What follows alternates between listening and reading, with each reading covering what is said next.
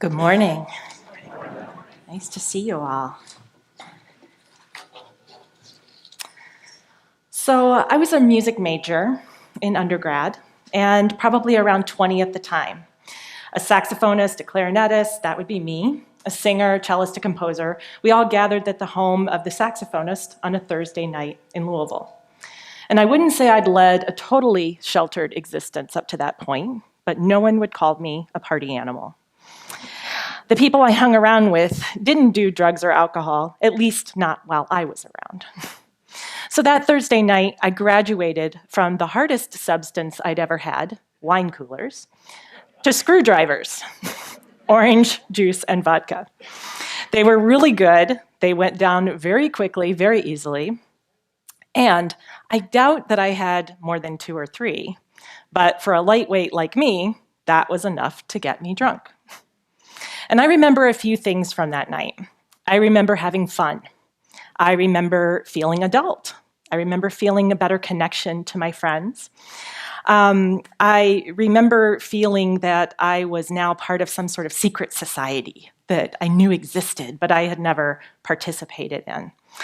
And I didn't feel like as much of a goody two-shoes, which had been my identity most of my life. I also forgot that I had an 8 a.m. class the next morning, fell asleep on the couch of the saxophonist, and woke up the next morning just in time to get to campus. So clearly that evening I was under the influence. I learned from direct experience the effect that alcohol has on our brains. It slows and clouds our responses, it lowers our inhibitions, and generally throws away rational thought. At first, when we're drinking, it's a stimulant. It helps us to feel social. And one half-joking, half-serious idea that I heard batted around quite a bit when I was coaching for introverts was, if you want introverts to be better at networking, just make sure that there's an open bar. But after that initial feeling of relaxation and social ability, we generally crash. The alcohol becomes a sedative instead of a stimulant, and if we're lucky, at most, we'll suffer from a mild headache. And it's funny in these circumstances that being under the influence is seen as a negative thing, when the origins of the word influence aren't necessarily negative.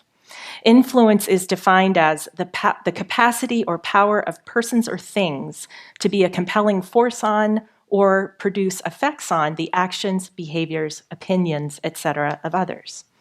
Its roots come from Middle English word influentia, which translates to stellar emanation. Just thought that was really interesting.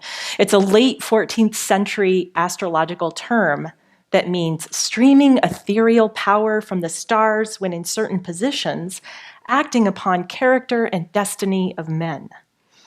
It's also related to the Latin word influentum, which means to flow into.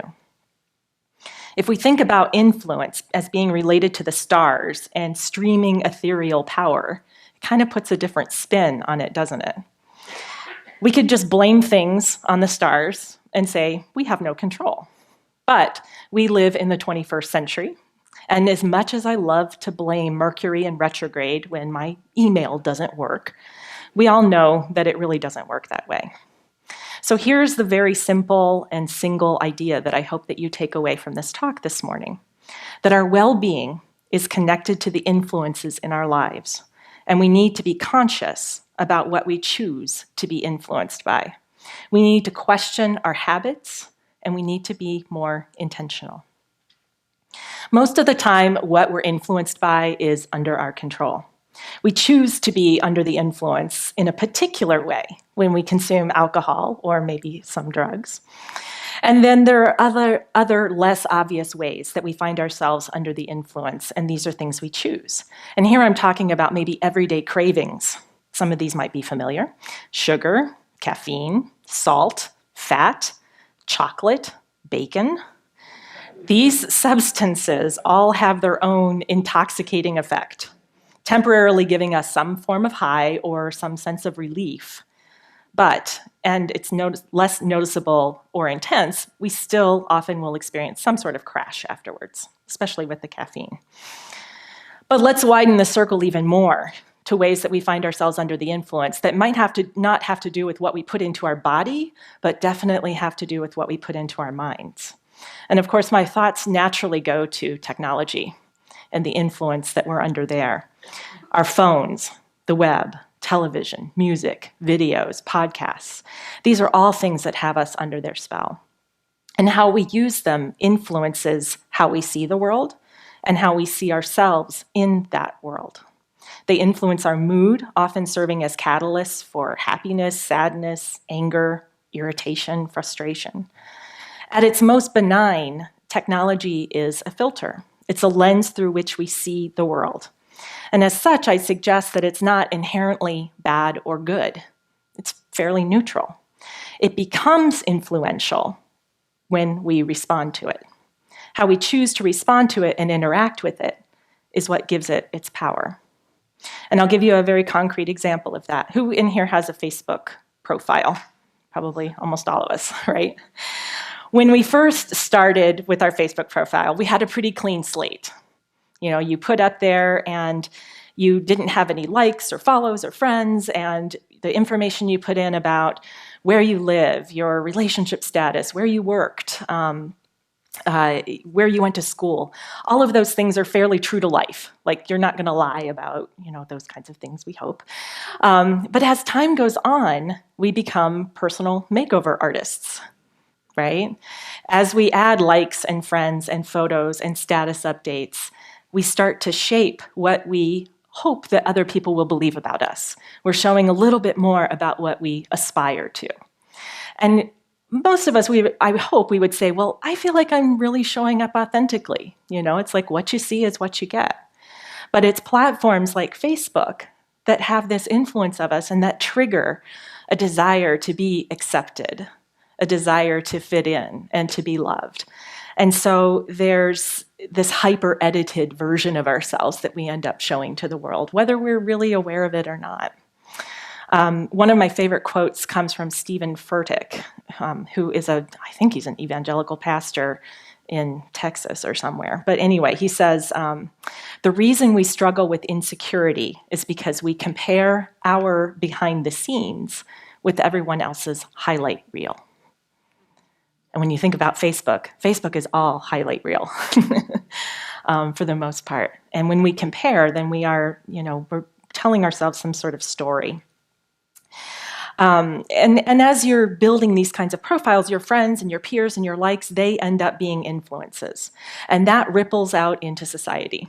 So advertisers, Google, Facebook, Apple, Amazon, those are all influencers. I'm thinking of even last weekend, I was sitting on the beach and I went on the Amazon app, and the deal of the day was a high-pressure cooker, something I'd never thought about even owning. And there it was. Oh, it's only $60 instead of $100. And okay, I started clicking. Oh, it can be a slow cooker. Oh, it can do all these things. 5 minutes later, I was going to have the hot pressure cooker delivered to my doorstep the next day. Something I didn't even really think about existing and even needing. And all of a sudden, I had to have it. That's kind of the influence that something like Amazon has over us. And I'm actually very happy that I bought it. So there's that. And it was this really pretty red color with stainless steel. And I was like, oh. So we can choose to go to Amazon. We can choose to have a Facebook profile or any other profile that we want. And these days, sometimes I do wish that I could delete my account. Because really, no one's forcing me to stay. I am choosing, though, to stay for various reasons. I don't think participating in a platform designed to make money is a default yes for anyone. And it's certainly not just because all the cool kids are doing it. It is a conscious decision. But as long as I'm part of it, as long as any of us are part of it, we have to recognize that we're under the control and the influence of algorithms. The conditional logic under the hood of sites like Facebook operates on an if-then conditional logic. If I click on a cute puppy video, it's going to say, oh, Beth likes puppies. Therefore, we're going to start showing her ads for the Humane Society or pet stores. And don't get me wrong, I don't mind my feed being taken over by puppies. But what happens when I start clicking on political gossip or stories that have a more sinister intent? It was actually Monica Lewinsky's TED Talk from 2015, which if you haven't seen it, I highly recommend. It's about cyberbullying, and it really brought my attention to this idea of how much influence we have and how much we are co-creators of the virtual world that we inhabit. Here's part of what she said that stuck with me. A marketplace has emerged where public humiliation is a commodity and shame is an industry.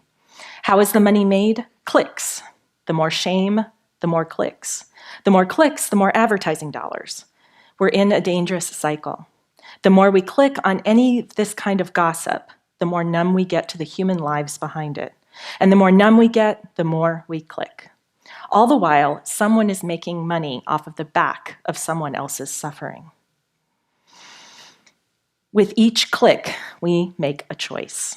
The more we saturate our culture with public shaming, the more accepted it is, the more we will see behavior like cyberbullying, trolling, some forms of hacking, and other online harassment. Why? Because they all have humiliation at their core. This behavior is a symptom of the culture we've created. Whenever we click on a story that's gossip or speculation or sensationalism, we're telling whoever posted that story, give me more.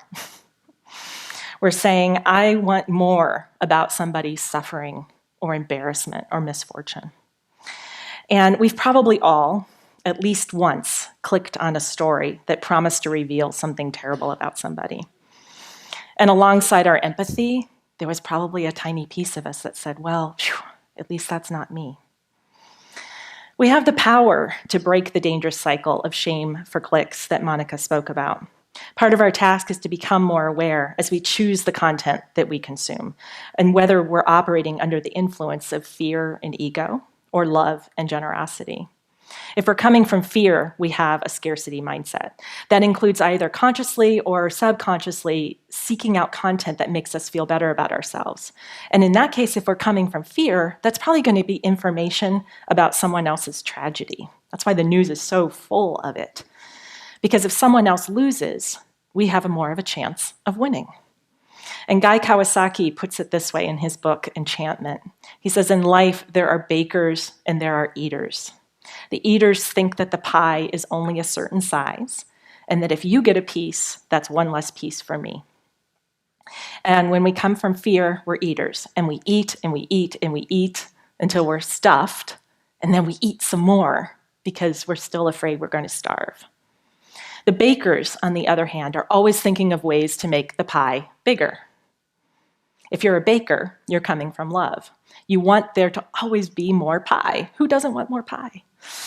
You don't think that if I win, you lose, but rather you're finding ways that all of us can get what we need. And I was really struck in the pre-gathering, those of us who gathered around before at the 9 o'clock hour, when I asked who or what has influenced you and how do you know, almost all of the stories that came up, at least in the very beginning, were about bakers, basically. People who were making the pie bigger. They were the poets. They were the teachers. And one thing that really stood out to me is it's the person who really first listened to you and saw you for who you really were. That person is a baker. They have a profound influence on your life. And we can probably all think of that moment and that person. This reminds me, too, of a Bible study discussion group that I was part of about 8 years ago in a new church in Tacoma that I was checking out. And somehow the phrase, if you're not angry, you're not paying attention, came up. And my heart and mind went to a different space. I said, if you're not amazed, you're not paying attention. Anger comes from fear. And yes, we get angry at times, and right now, and it's certainly not unwarranted. A lot of us are angry this very moment about gun violence, about immigration policies that lack compassion and basic human decency, and leaders who are rolling back regulations and programs aimed at protecting the planet and our health. If I stay under the influence of my anger, if all of us only stay under the influence of our anger, we'll take action, but we will get burned out. It's not sustainable. I can't sustain anger for that long. But it's worth it, and I can try to find the energy to sustain amazement. Amazement comes from love. It's viewing this world as an extravagant gift that we have been given to enjoy and to take care of, and if we're lucky, we get to improve it. And we have a choice every day to make. We can be under the influence of anger, or we can be under the influence of amazement. If we move to our outside our response to our outer world, we find stories, the self-talk, the primary things we believe about ourselves and who we are, whether or not they're true. All those stories are other influencers that lurk just below the surface. They might come from our family of origin or other experiences from our youth. And those of us in the pre-talk agreed that parents often have a very strong impact on those stories. And we all have a few defining moments or interactions that we will carry with us to the grave. Some of those are healthy and affirming, and they keep us afloat when we feel like we're drowning.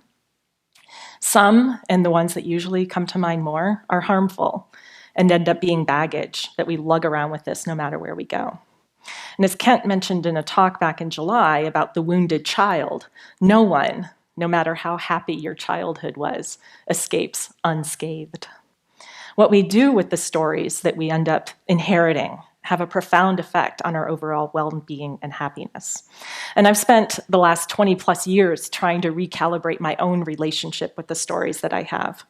And the thing is, we often don't know that we're under the influence of these stories until it's too late, until we've already let that story have power and lead us in directions that we didn't expect. And that brings to mind one of the pivot points of my life. It was 1993.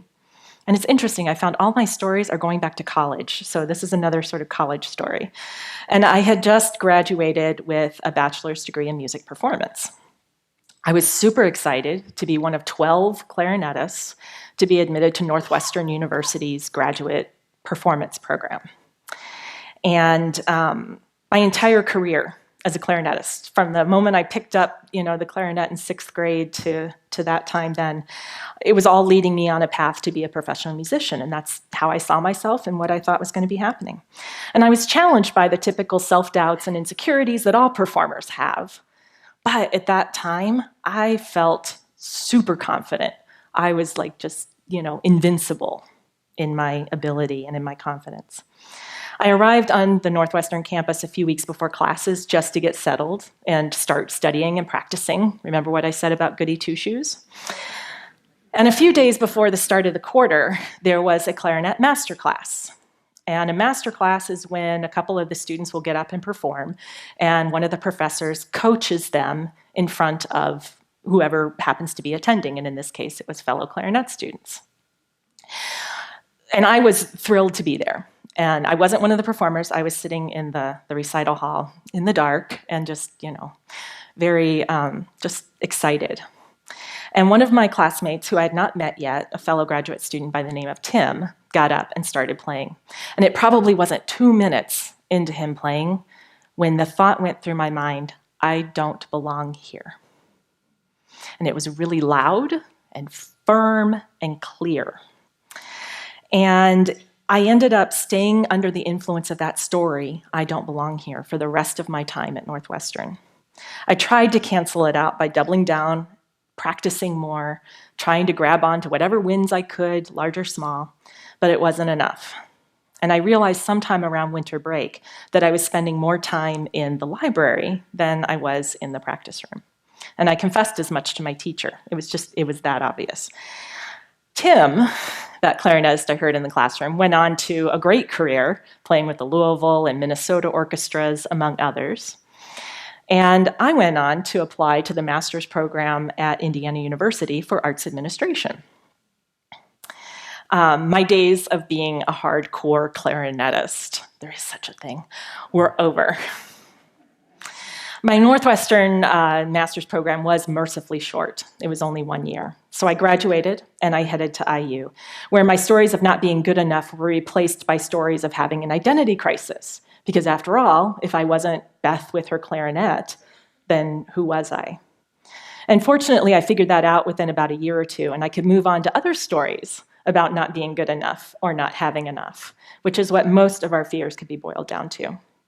And that story, I don't belong here, continues to resurface in different ways, usually in the form of imposter syndrome. Imposter syndrome kicks in when a situation looks outwardly like you belong, but inwardly, you're telling your story. You're telling yourself, if everybody knew the truth, I really don't know what the heck I'm talking about, then you would be exposed as a fraud. It's great to know, let me back up. That story still comes up. The difference now is at least I recognize it. I hear it for what it is. It's a voice and a story that's trying to keep me safe. It's trying to protect me from failure and embarrassment, shame and regret. And we all have that voice, every single one of us, and maybe even multiple voices that take different forms, that try to knock us down a few pegs and keep us safe and small. And sometimes we know where that voice comes from. I know the origins of my I don't belong here story. And other times its source is a mystery. The main point, regardless of where it comes from, is just to recognize it when you hear it, realize that it's trying to protect you, and make a choice to move through it or even to defy it. I recognize that that is easier said than done. And with awareness and practice, it's worth the effort. Once you realize that you're under the influence of a particular story, it's a little easier to sober up. As a community, we've heard many times about how our lives are under the influence of the collective unconscious and archetypes. We're each a synthesis of patterns made individual by our unique experiences. So there are long threads that connect us to each other and to our past, present, and future. The threads are invisible most of the time, but they can become puppet strings when we're under the influence and hand control over to another power. And there's something else about influence. It doesn't just flow into us, it flows out of us.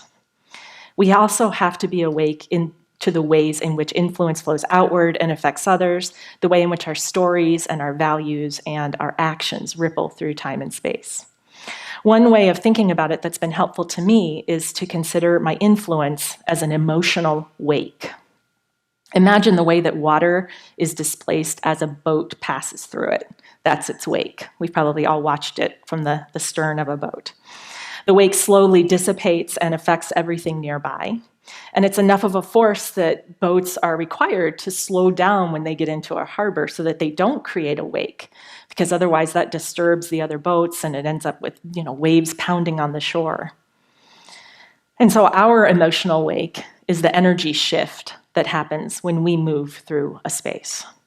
It could be, when you're moving through it, when you leave the room. What do you leave behind? So what's your emotional wake? How does your energy and your ethereal power from the stars that flows outward act on the destiny of those around you? If you live under the assumption that every interaction you have has consequences, how does that affect your choices and how you choose to show up?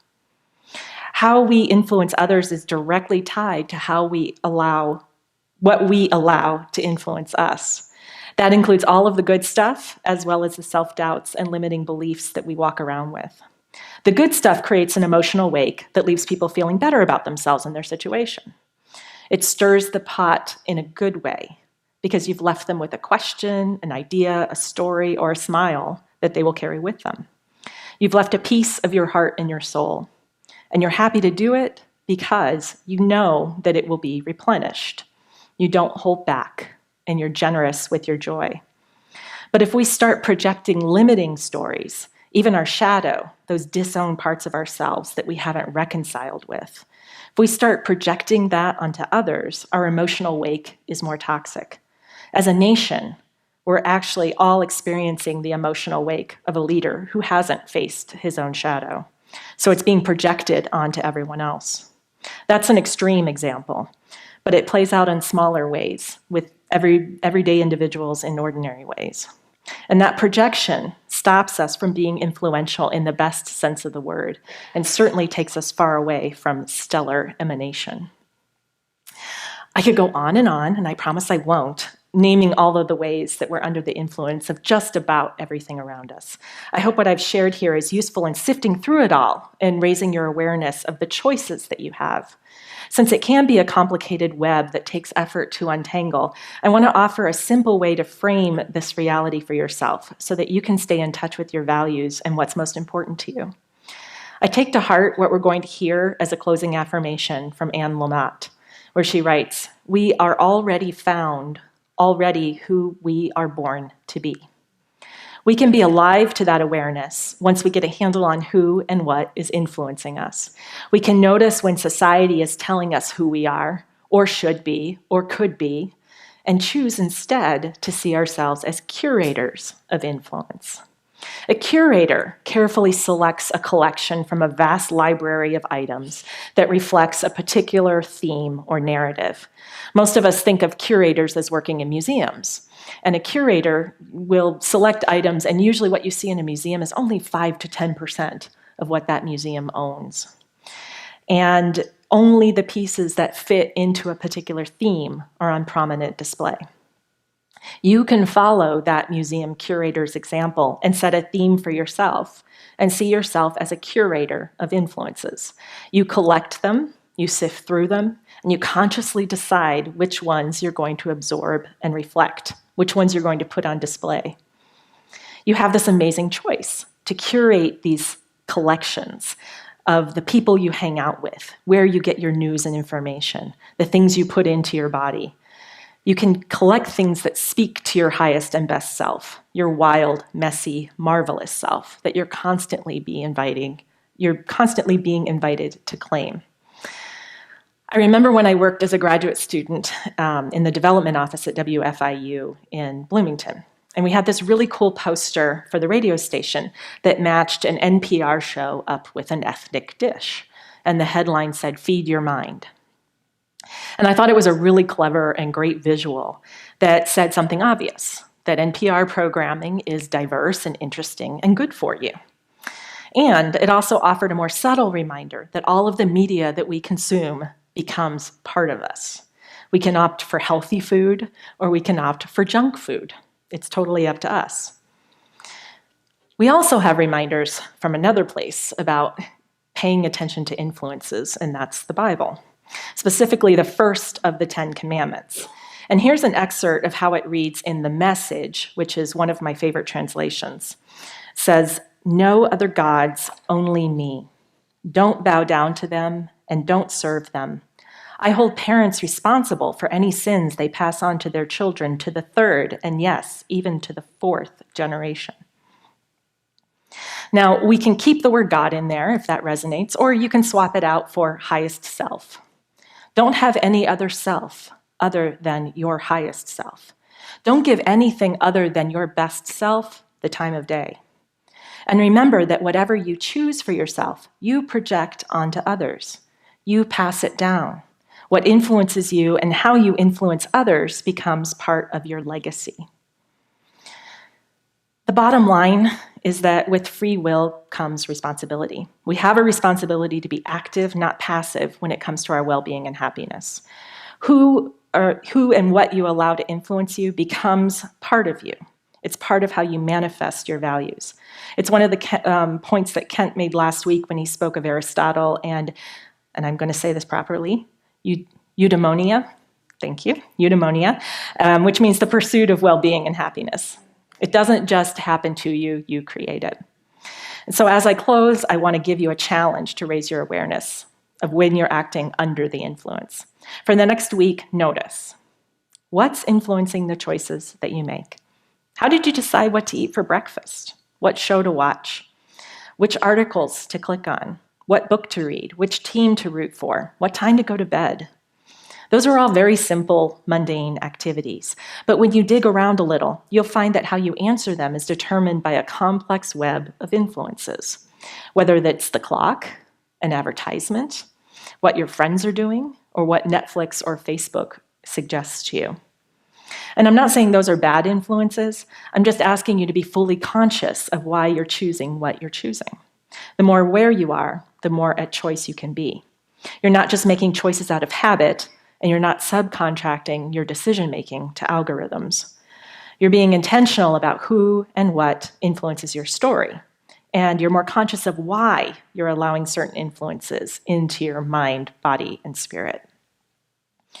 Remember my story from the beginning about overindulging in screwdrivers. I let myself be under the influence because I wanted a sense of acceptance and belonging. Not that there's anything wrong with that. That said, if I'd realized it in the moment, I might have been able to make a choice. Do I really need to drink alcohol to experience acceptance and belonging? Don't I already belong? What are other ways that might be healthier that I can feel acceptance? My 20-year-old brain was not really mature enough, at least not in that moment, to sift through all of that and do any serious reflection. But my 47-year-old brain is. I have no excuses, and I can't plead ignorance. Otherwise, all of the time and money that I've spent on therapy is completely wasted.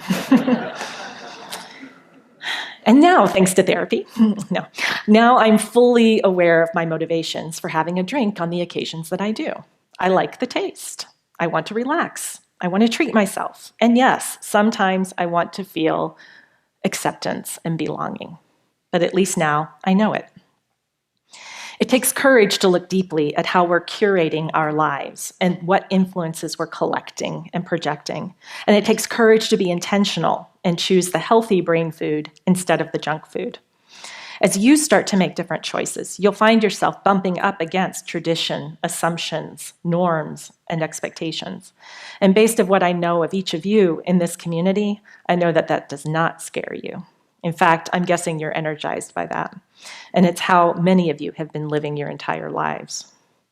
I hope as we move forward together as a creative, compassionate community, we are always aware of what's influencing us and how we're influencing others individually and collectively. We've chosen to define our value of well-being, which we're talking about this month, as promoting wholeness and wellness of body, mind, and spirit, recognizing our self-responsibility, interrelatedness, and interconnectedness.